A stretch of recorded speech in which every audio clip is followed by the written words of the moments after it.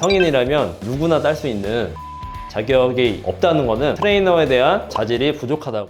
오늘은 퍼스널 트레이닝을 받는 데 있어서 여러분들에게 꿀팁이 되는 정보를 알려드릴 거예요. 이제 퍼스널, 개인에 맞춰서 트레이닝을 진행을 하는 거예요. 각 개인마다 갖고 있는 어떤 신체적, 정신적 특성들이 매우 다양한데요. 트레이너는 그에 맞춰서 객관화된 자료를 바탕으로 이 트레이닝을 진행을 해야 돼요. 그런데 특히나 초보자, 운동 안 해보신 분들은 트레이너가 어떤 트레이너인지 구분하기가 쉽지가 않아요. 트레이너를 구별하는 첫 번째 방법, 트레이너의 자격사항을 확인하는 거예요. 의사, 물리치료사 등과 다르게 면허가 필요가 없어요.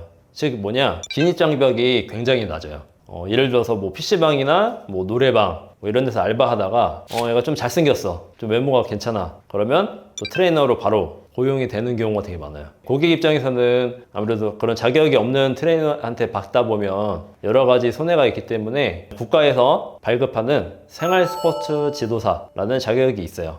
이 자격증은 만 18세, 즉 이제 성인이라면 누구나 딸 수 있는, 되게 난이도는 크게 어렵진 않은데, 이 생활 스포츠 지도사 자격이 없다는 것은 기본적으로 트레이너에 대한 기본적 자질이 부족하다고 여겨질 수가 있고요. 또한 그 사람은 트레이너 일이 아니더라도 언제든지 또 다른 일로 빠질 수 있는 가능성이 있다고 생각하시면 돼요. 그 외에는 다 이제 민간에서 발급되는 자격증인데, 돈만 주면 따는 뭐 수료증 개념의 자격증이 아니라 체계적인 교육을 통해서 국가에서 발급하는 생활 스포츠 지도사 플러스 취득하기가 좀 어려운 난이도의 민간 자격증을 보유하고 있다면 거래 트레이너는 1차적으로는 믿을만 하다 라고 볼 수가 있어요. 만약에 여러분이 트레이너랑 상담할 때 그 생활 스포츠 지도사 자격증을 요구를 했을 때 약간 좀 두루뭉술 되면서 뭐 다른 뭐 수료증이 있다, 다른 자격증 이런 걸 내세우면서 포장하는 듯한 뭐 트레이너들이 있다면 그 트레이너들도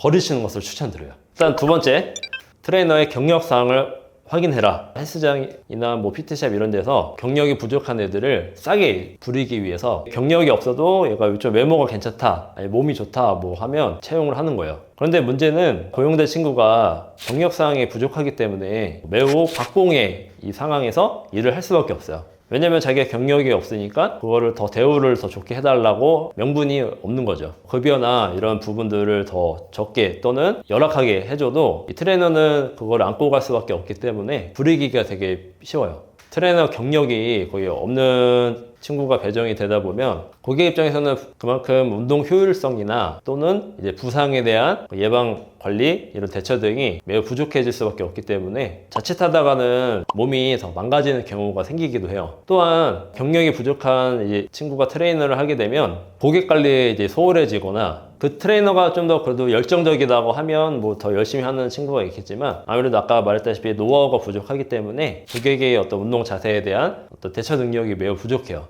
그러다가 보면 나중에는 금방 현타가 오기 때문에 이제 뭐 다시 다른 일로 빠지게 되고 다른 트레이너 계속 자주 바뀌게 되면서 이제 악순환에 빠지게 되는 거죠. 그게 상당한 스트레스로 작용이 돼요. 그거를 미리 예방하기 위해서는 트레이너의 어떤 경력사항, 제가 제시하는 조건은 최소 한 3년 이상을 추천드려요. 막상 트레이너라는 일 자체가 우리가 방송이나 이런 데서 보여지는 거랑 다르게 상당히 되게 어려운 분야이기도 해요. 왜냐면 우리가 운동도 기본으로 또 잘해야 되고, 어떤 고객에 대한 관리 또는 이제 업장에 대한 관리, 그 업장을 운영하는 사장님이 어떤 의중을 잘 읽어야 되는 다양한 요소들을 갖춰야 되기 때문에 단순하게 뭐 운동 잘하고 뭐 운동 뭐 좋아해서 운동 가르치고 이런 걸로 뭐 재미를 볼 수 있는 건 아니에요. 그런 현실을 모르고 트레이너를 하는 친구들이 짧게는 6개월 만에 보통 1년, 2년을 넘기지 않는 경우가 되게 많아요. 기본적으로 3년을 이상을 트레이너를 했다고 하면 트레이너에 대한 어떤 열정은 있다고 볼 수가 있어요. 물론 아까 말씀드렸다시피 기본적인 자격과 함께 이제 3년 이상의 트레이너를 추천드려요.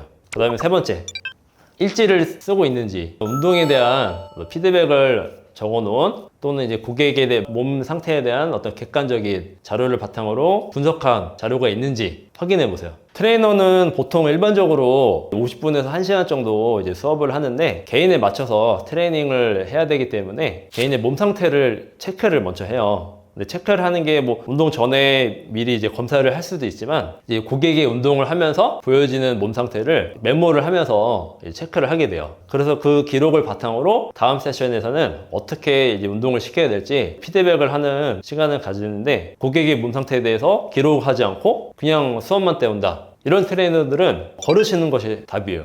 왜냐? 그 회원님들의 건강을 전혀 생각하지 않기 때문이에요. 그러면 운동을 지도하고 하면 뭐 건강을 위해서 지도하는 게 아니냐라고 할 수도 있지만 트레이너 일도 결국에는 우리가 영리를 추구를 해야 돼요. 영리를 추구하는 게 이제 고객의 운동을 가르쳐서 고객의 이제 운동에 대한 어떤 가치를 제공해서 그 가치를 인정하시는 고객님이 지불하시는 비용을 가지고 이제 운영을 하는 것인데, 물론 그렇게 되기 때문에 당연히 영리를 추구를 해야 되지만 기록을 하지 않는 트레이너들은 영리 추구에만 관심이 있는 거예요. 기본적으로 트레이닝의 방향은 이제 점진적으로 과부하를 걸어주고 그에 따라서 뭐 훈련 부하의 강약을 조절해야 되는 요소들이 필요한데, 고객이 올 때 언제 어떤 운동을 시켰는지 기록을 안 했기 때문에 까먹게 돼요. 결국에는 고객들도 그걸 알거든요. 내가 뭔가 관리해받지 못하고 그냥 즉흥적으로 트레이닝을 하는구나. 만약에 트레이너가 이런 일지들을 보유하고 있지 않다, 우선 이 트레이너의 기본적인 자질을 좀 더 의심할 수밖에 없다고 저는 생각합니다.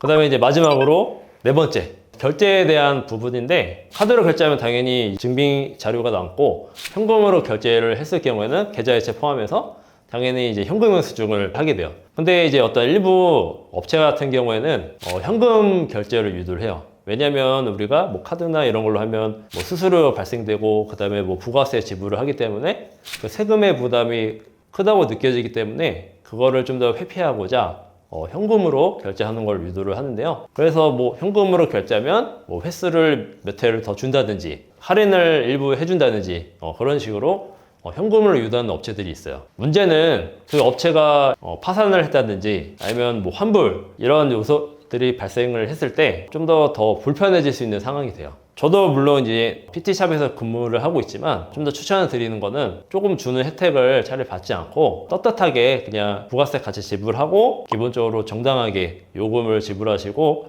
트레이닝을 받으시는 것을 추천드려요. 이렇게 해서 이제 네 가지 사항을 기본적으로 말씀드렸는데, 여러분의 어떤 돈과 시간은 매우 소중하기 때문에 좋은 트레이너를 만나서 우리가 좋은 결과를 얻어서 운동이라는 것을 여러분의 인생에 있어서 하나의 중요한 요소로 자리 잡았으면 좋겠어요. 이 영상을 보시는 모든 분들이 운동을 생활하면서 건강해지길 바라겠습니다. 영상이 유익했으면 구독과 좋아요, 알림 설정 부탁드릴게요. 감사합니다.